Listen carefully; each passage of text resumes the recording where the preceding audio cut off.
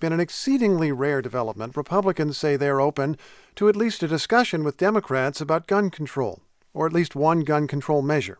Republicans still broadly oppose new gun regulations, but House Speaker Paul Ryan says he wants to look at rules for bump stocks, which allow a weapon to fire somewhat like a machine gun. Bump stocks were apparently used by the shooter in Las Vegas on Sunday night. White House Press Secretary Sarah Huckabee Sanders also signaled some openness.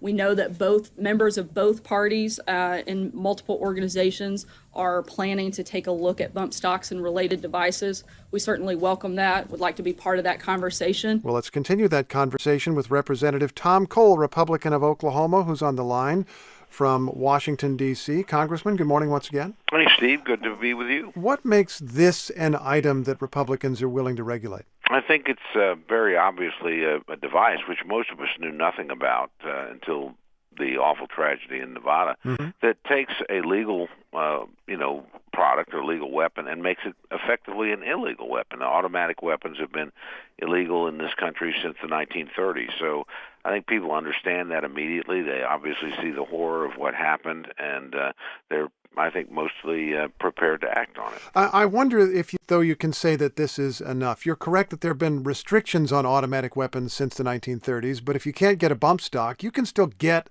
a machine gun. It's just hard, and even if you can't get a machine gun, you can get an AR-15, which is a military-style rifle. Is it really going to be enough to ban or do something about bump stocks? Well, I don't know if it's enough, but it's certainly, I think, the right thing to do. And in terms of getting a machine gun, yes, you can get one. They're legal. They were legal till like 86, and under very rare, but they're hard to get. They're extremely rare. We have none of them that have been used in a crime since that point that they were made illegal. So I think that's different. And AR-15, quite frankly, there are millions of them in circulation. They're a legitimate weapon. They're something that most people that have, either have for defense, sporting purposes, or hunting. So, yes, they've been used in crimes. That's true of a lot of different entities, but this is, I think, fundamentally different. I literally, when I saw the clips and listened to the soundtrack of what happened in Nevada, I just assumed immediately it was an automatic weapon from the firing. I was shocked when I found out you could actually modify, a semi-automatic weapon that easily. Is there anything larger that leaders in your party would be willing to sign on to that would address the problem of mass shootings? It depends on what you... I would argue that the best way to address this is actually mental health, and both parties have actually done quite a bit in that regard. But if you're talking in terms of individual actions that have to do with banning particular types of weapons, probably not. Let me ask about one other thing, Congressman, that I feel obliged to ask about because it directly involves your state and Obamacare.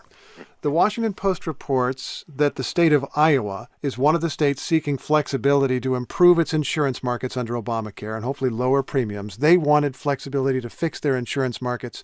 And according to the Washington Post, President Trump read about this and personally intervened to make sure that Iowa was told no. And it's not the only example of this. I'm looking at a letter from the Secretary of Health and Human Services from your state, Oklahoma. And apparently Oklahoma was seeking flexibility to lower insurance premiums for thousands of people by 30% under Obamacare, but they needed permission from the administration, which just plain missed a deadline, and so that's not going to happen. So here's my question. In your view, Congressman, is the administration intervening to make people's insurance premiums higher just because it doesn't like Obamacare? No, I don't think so. I think let's put the blame where it belongs, which is on Obamacare. And in my state, it's a very flawed system. It's we're having a 69% rate increase.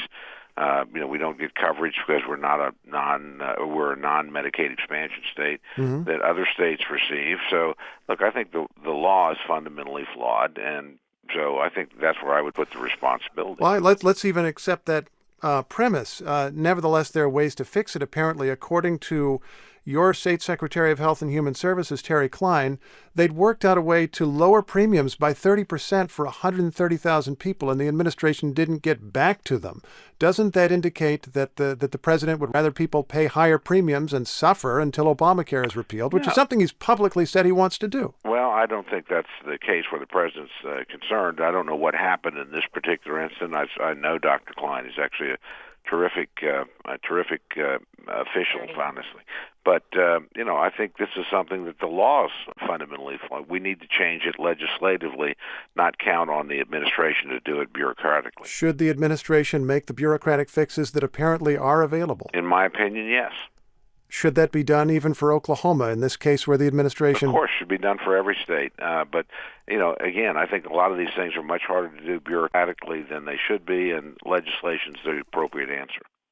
Congressman Tom Cole, it's always a pleasure talking with you. Thanks for taking our questions. Tom Cole is a member of the Republican House leadership and a representative from Oklahoma.